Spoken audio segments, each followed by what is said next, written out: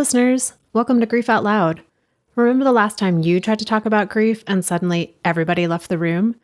Grief Out Loud is opening up this often avoided conversation because grief is hard enough without having to go through it alone.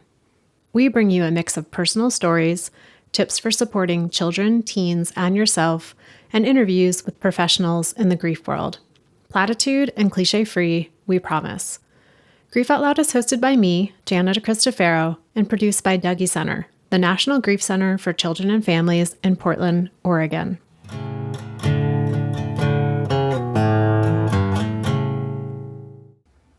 Imagine if in your grief, there was a place you could go where you could be both broken and perfect at the exact same time.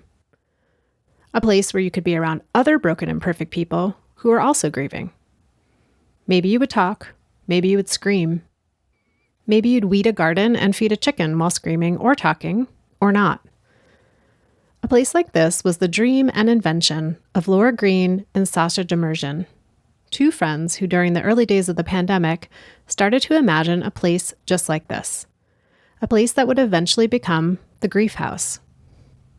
Now, there is actually a grief house, like with walls and a roof and a yard. It's in Portland, Oregon, and it's the house that belonged to Laura's mother, Grace, who died in the summer of 2023. But the Grief House also exists outside of those walls, with gatherings and offerings both in the virtual sphere and in Atlanta, Georgia. In this conversation, I got to talk with Laura, one of the co-founders, and we got into so many things, including the fear of death that she's had as long as she can remember, the fear that everyone and everything she cared about would be taken from her, especially her mother. We also talk about her mom, Grace, and the magical creature that she was on this planet. A big part of Laura's grief is the story of her mother's death, of finding her in the yard of the grief house and spending time with her body. So we talk about that too. I love connecting with people who are creating ways to be with grief that exist outside the bounds of more traditional things like therapy and support groups. Traditional stuff is great. I mean, it's what I do at Dougy Center by facilitating peer grief support groups. And there are so many other ways for us to be in and with our grief, especially in the community of others who are going through it too. So here's my conversation with Laura, talking all about all of it. Laura, thanks for joining me for this conversation today. Yeah, thanks for having me. I know we're going to talk a lot about your mom, but I wanted to just start with, what's your sense of something that's feeling really supportive to you in your grief right now? I don't know if this is, I think this is a thing that I'm going to say. It's more like a thing I have a really lot of hope for. I've been wanting to work with clay for a while. I had this idea that I needed to get like a wheel and like a lot of stuff to set it up. And then I was like, well, maybe I don't. Maybe I could just build stuff by hand, but still I need to go get clay and this lovely woman who was working with the project showed up the other day with like a cardboard box full of clay. She was like, I'm cleaning out my clay studio and I have this box. I want to give it away and I don't know if you guys could use it. And so like yesterday, I sat in the basement. I made this little space after my mom died in the house that I was like, this is going to be my space. And like I have our kitchen table from when I was little in it. And I put out, like a clothy, scrubby up tablecloth on the table and like made a little clay thing. And it felt really good.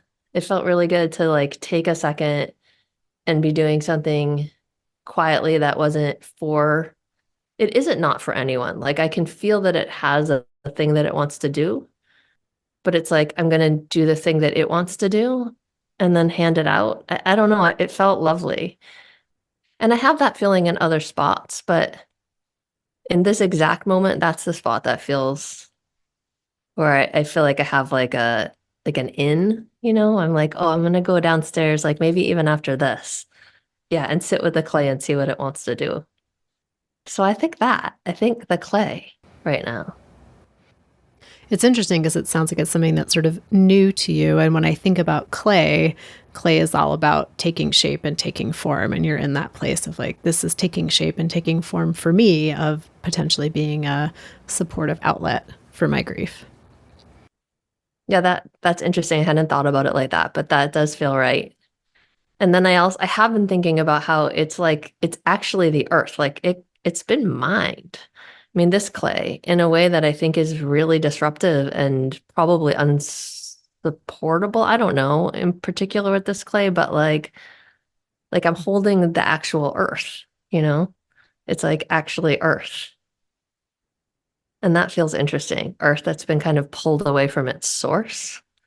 To think about how to do that in a way that is good and feels good to me and like to it, like that feels good is interesting and and useful for me right now.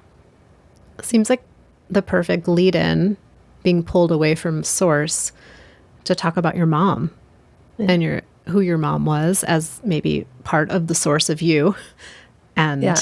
and being pulled away from her when she died. And so what should we know about your mom?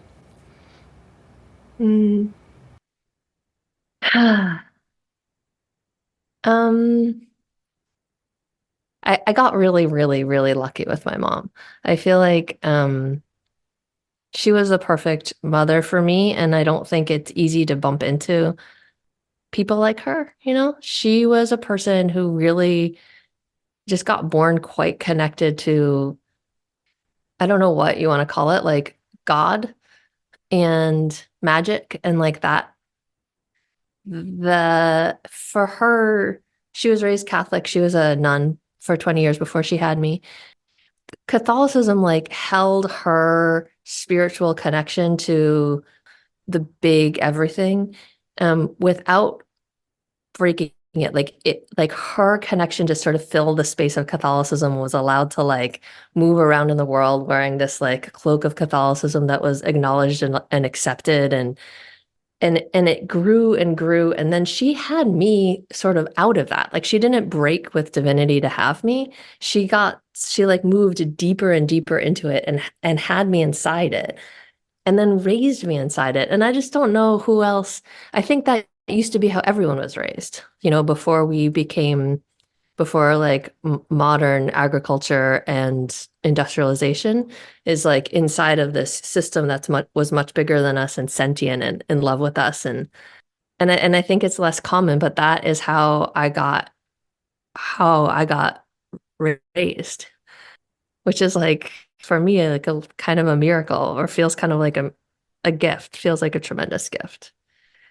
And so it's been really interesting. I was really terrified of her death. She was my only parent, I mean, my father didn't raise me. And I was always really afraid that she would die because it felt, I remember being really little and thinking, if my mother dies and I am okay, if I am ever able to survive my mother's death, that means God does not exist. There cannot be, like, I couldn't imagine a world where I could withstand separation from her. The end to her felt like the end to all of magic. So it's been really interesting having her body die, and, you know, after dreading it for 48 years, having it actually show up and be really different than I feared. How how has it been different than how you feared it? I mean, you it sounds like you anticipated it being the end of all and everything. Yeah, I did. It's been not the end of all and everything at all. And I should have known, you know, now in retrospect, I'm like, of course, like, of course. But at the time, I just couldn't believe in it. But just like everything else, her death process was exactly right. Like the whole way along, like, not that it wasn't incredibly painful, but it felt like each step of it was like this next thing that I needed. And like, I don't feel far from her now. And in some ways, I feel closer to her now that she doesn't have to be inside the body she was in at the end, which was a really hard body for her to be in. At the end, like she was done being in our body, and it feels just much easier to for us to play together now. That's a sort of broad overview of how it feels. Is there an example you might give? Because I'm thinking of people listening and being like, what does it mean to be in in a relationship of play with someone who has died? Is there an example of how that might show up in your day-to-day life? Well, when my mother was alive, she was really joyful and she really delighted in me. Like she wanted me to be brave and she liked that I was and she was I would be like, "Can I do this impossible thing? Like, can I climb to the top of that like jagged cliff?" And she'd be like, "I think so."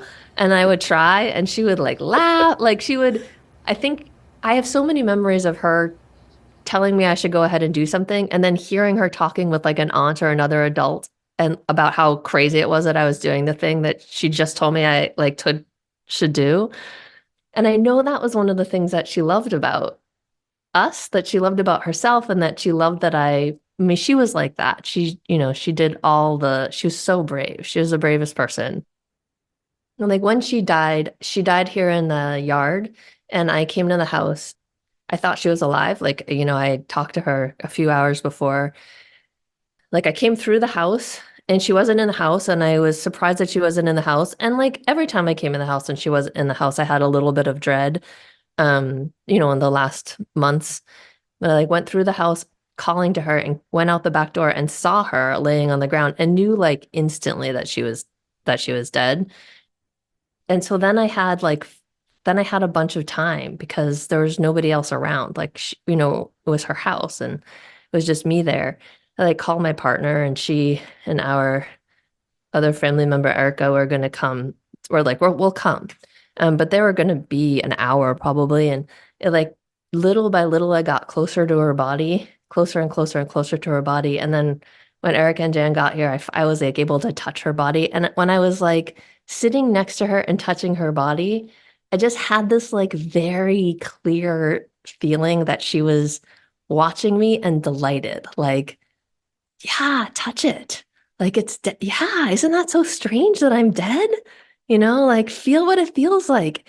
And I could imagine her like that particular look that she would give me that I got from her all the time where she was like watching me do something that she knew I could do, but that she was also amazed I could do, proud and amused and that maybe she wouldn't do like I think she liked it that I was there next to her body and I could touch it and I could like cut off her hair and like feel all the parts of her and I think that was the first moment when I was like, oh, it's like this. It feels if this I know this feeling. She's dead, but I still get the feeling from her. So play, I don't know. Yeah, it seems like a word that encompasses so much of what you said of like amusement and delight and encouragement and faith in you, all of that wrapped into that idea of play. And like and the my mom was really good at being able to be like, it's funny. Like look, we're we're just humans doing this. Like there's so many things that we think are a really big deal and they are, but also it is kind of, do you know what I mean? Like it is kind of also a game. Laura, is there a way in which the death story of your mom, of coming to her house, finding her in the yard, spending time with her body, has that played a role in your grief story as well? Mm-hmm. Yeah, a huge role. And again, I'm so lucky and so grateful for that unfolding exactly how it did. I had this dog that I loved a lot who died the summer before last. And I got to be with her body while she was dying and like hold her. And then afterwards, and I am incredibly grateful that I got to have her body next to my body when she was dying. And then she wasn't my dog. And afterwards, the vet was like, okay, we're going to take her body away, but you won't want to watch this. And, you know, it wasn't my place to say if we would or we wouldn't anyway, but also I felt afraid and we left. And as soon as we left, I was like, no, that was the wrong choice. Like I am not done with her body. And now it's gone. And I like made a note. I was like, this is going to be useful for you to remember when your mother dies. Like, remember this. But it could have happened in a million ways where I might not have had the same access. I think that my body needed to know that her body was dead. Like my body and her body are literally the same body. I am made from her body. My body and her body are the same body, and my body needed to know that she was dead and that we were okay, you know? Like I think if my brain tried to tell my body that without it getting to feel that it was true, I don't know. I think that would have been really hard. So getting to see her and touch her. And I was also really lucky that her body was not traumatically dead. There's a million very like situations where it would not have been a useful, or who knows, but I can say for sure that the fact that her body was her body, looked like her body, she was her and dead. That was very helpful. And I got to touch her again a few days later at the funeral home. I like got to see her there and like bring things and touch her body more and shroud her body. And then I got to go stand in the hole where her body got put into the ground. And I got to, before we brought her body there, and then when we brought her body there, I got to like, like my cousin like dragged her body on the cart to the hole, and I got to get in the hole again and catch her as they like lowered her down into the hole, like touch her and put her in and then dig the dirt back on her. And now I get to go visit her there and I can watch her mound getting flatter. It's very help. I don't think every single body needs it, but my body has really needed it, has really needed to know. I mean, it was always with her.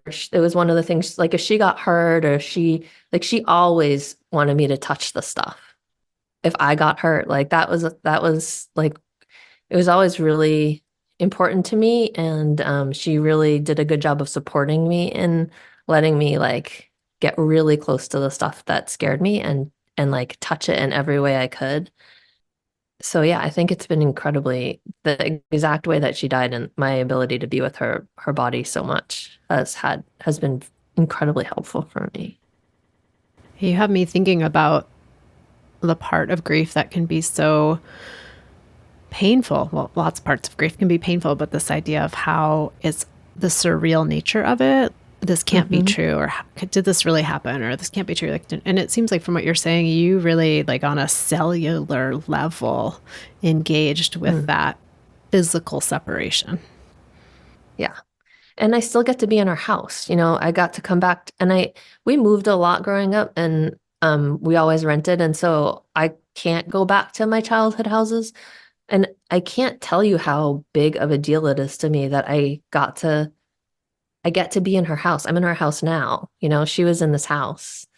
I've gotten to like transform it. Like a new person's gonna sleep in her room soon, and I know who she is. And I like painted the walls and I cleaned out the furniture, and she knew my mother before my mother died. Like for me, this is very helpful that I'm not out of the story. I haven't been like pushed out of the story. I'm like in the story of her. The tunnel is the same tunnel. Like her cat and her chicken are here, and they were there when like looking at her dead body with me that day. Like we're all inside of the story as it like, as we like dig our way through. Oh, one thing I'm thinking about, Laura, is people listening right now might think, wow, she's so evolved in this grief. She like spent so much time with her mom's body and she's in the house, and it sounds very lovely. And then wondering, like, is there the part of grief that people more stereotypically associate with that experience? Um, my mom died for years. Like it was probably 2 years of her body that were really marked, where she could just do less and less and less. And that was so painful. And I was so panicked for all of those 2 years. And I was coming here every day and I was trying to make her body stop hurting, but she was undiagnosed. There was no particular thing going on that we knew about. And I was like cleaning up poop and so much pee and, taking showers with her and panicked and mean. I'm not soft when I'm scared. I'm like tight and hard when I'm scared. I'm quick and busy. And I was quick and busy and not soft and fighty. And she was fighty and we were fighty with each other. And I hated it. Like I hated that I hated I didn't like it. And I knew, I do this, I run a grief house. So I'm like, try, really try, which is helpful for me. It's helpful that I know that I tried, that I was like, that was actually my best. And I did the things, I met the needs, but I met it like me right now, which is wasn't super beautiful. It was helpful to have other people around because if there were other people looking, I could like be whatever, like a little bit better. I could be like, hold up. Like, is that really what you want to show? Like, do you want to come out right out with, could you temper that at all? Yeah, it was so hard. It was so hard. It was so hard. It was so much adrenaline. It was just adrenaline all the time, all the time. Like every time my phone rang, it was just like spikes of adrenaline. Driving here, when she wouldn't answer the phone, like it was so much adrenaline. Since she has died, it's not been like my partner's mother died recently, and she's had much more grief like you think of in a television show. I didn't. I haven't. Like it's been different for me. It's been really different for me. And sometimes I feel worried about it. Sometimes I'm like, but why aren't I? Should I be like, what is wrong? Am I not? I can't, because I can go fast and skip over things and I worry sometimes. So that's possible. I dream about her like every night, or like she's in my dreams every night. And that's nice. And and it's been how many months has it been since August? 6 months. So who knows? Maybe there'll be another wave. Like maybe August will come and I don't know. I don't know what will come next, but I don't know. I'm really glad that I get to go. I don't know. I'm really glad I got to put her in the ground someplace where I get to go and visit her. Yeah. You've mentioned a couple of times your project, your program, the Grief House. So I wonder if you could share a little bit about kind of like the origin of that. And I'm just thinking about you've been in the realm of bearing witness to other people's grief and then to have your own personal experience with grief and to make space for it to just be how it is exactly how it is, and not like, oh, it Yeah. has to look like this or that. But yeah, tell us a little bit about kind of the origin of Grief House. Well, I've been scared of death, really scared of death since I was a child. Like as a little child, scared in a way that was occasionally debilitating. I've like worked on it in a bunch of different ways. And in 2015, my aunt died, my aunt Norma, who was my aunt Ruth died previously. She was a first person to die, but then Norma died in March. And then in December, my cousin's son died by suicide. He was 22. I could be wrong about his age. And then there was just like cats died, and another cousin had the giant tumor. It was like the thing, and then another thing, and another thing, another thing. And I like couldn't get my feet. And because and I'm a doer. I like talking, but it doesn't fix it for me in the way that I think it does for some people. My body wants to be involved. And I just wanted a place where I could be sad, but not have to explain myself. Like I wanted a place where I could be sad and just like spackling the hole in the wall and not have to be avoiding it, but also not have to be like I like a grief circle. We do like grief spills and I like those. I don't like small talk and I don't really like unstructured group talking. So a lot of the models for grief support didn't feel great, didn't feel like exactly right for me. And I just thought, I would just like some kind of community center, like where I was just like, I don't know, I don't like to play basketball, but if I did like to play basketball, I would want to just feel like playing basketball, but just not lying, not being like, I'm fine, being like, I'm a disaster, but I'm not like, I'm not pretending I'm not, but it's also not the like only thing in the room. And then more things happened in life. Life was hard. But in 20 and I decided to start the project in a anyway, and then pandemic. And then I didn't have a job for, because I do massage. And so I couldn't work for however long that shutdown was. And that was when Sasha was like, she was at that point in Chicago, but it's like, well, since we can't actually be together working on the project, why don't we just, it doesn't matter because we can't, even if you were here, we couldn't. So that was when we started just like building it. And Sasha and I went to high school together and lived together in high school. And I love her so much. And she's really, really good at just being like, let's just make it. Like, let's work as hard as we can and spend a ton of time and like not do other jobs. And maybe no one on earth will ever come over. And that's fine. Like, it's so hard to find someone who's willing to, it's like Sasha will build an elaborate fort in the woods with me, and not need anybody to come ever see it, you know? And I love that about her. And so that's kind of what it felt like. It was like I finally found someone who was like, yeah, I'll spend a lot of time building this fort with you that very likely no one will ever visit. Let's start now. So, Sasha, your co founder, was in Chicago. You're in Portland, and you're actually creating the Grief House in Portland. Yeah, the physical house in Portland. Yeah, but we have a podcast and we have a website and we do virtual stuff. And now she then moved to Atlanta and now she's starting to have things in Atlanta as well. But yeah, the physical house is in Portland and my mom's house. So, what are some of the offerings that you all have provided over the years? So my friend Stacy, who runs Side Yard Farm, um, was doing lost table dinners, that she'd started years before, which were just dinners for people who had lost someone to death, and they were open, just people could talk and share food. And she was overwhelmed and asked if we would take them over. And so we did. And I changed the structure because I'm like a wildly introverted creature who doesn't, I'm like, that sounds terrible. We would just talk. Like, no, no.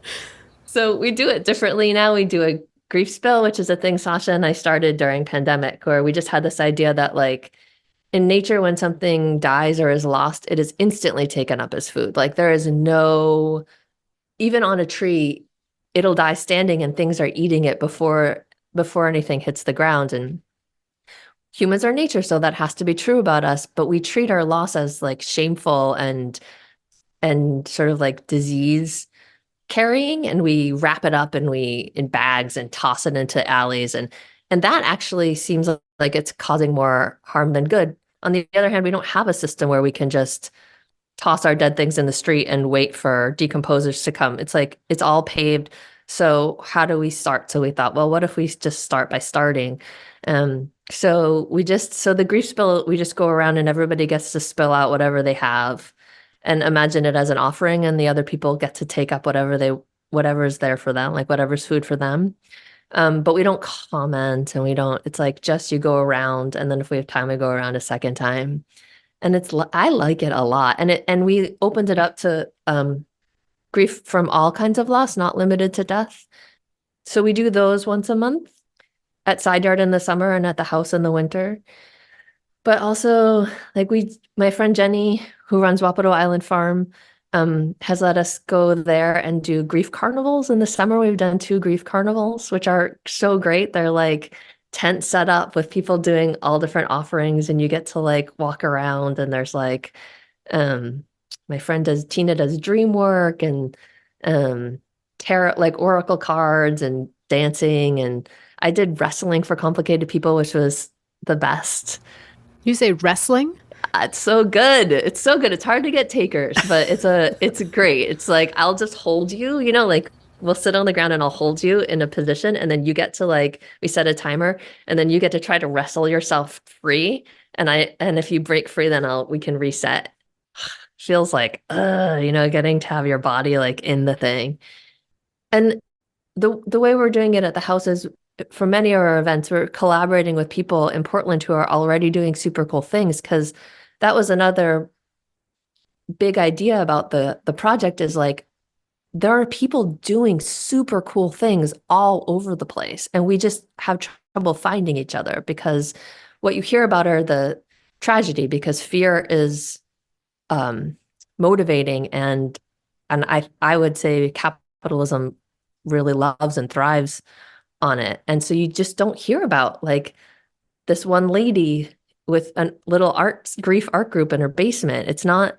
It doesn't get the attention. And for me at least, when I'm really deep in grief, it's so hard to pull myself up far enough to like look around and find that one lady down the street who's doing this cool thing in her garden, you know? So that's another thing about the project, is we really just want to be a place where everybody who's doing cool stuff can come and be like, I have a cool thing I could offer to like 4 or 5 people, and we can just know each other. I can go to your like grief yoga class that you're offering, and then you can come to my wrestling group that I'm offering. Because, when you're broken in grief, you're still useful. And so for listeners who are like, oh, this sounds interesting, this project, this Grief House project, like, where can people connect, plug in with what you're providing?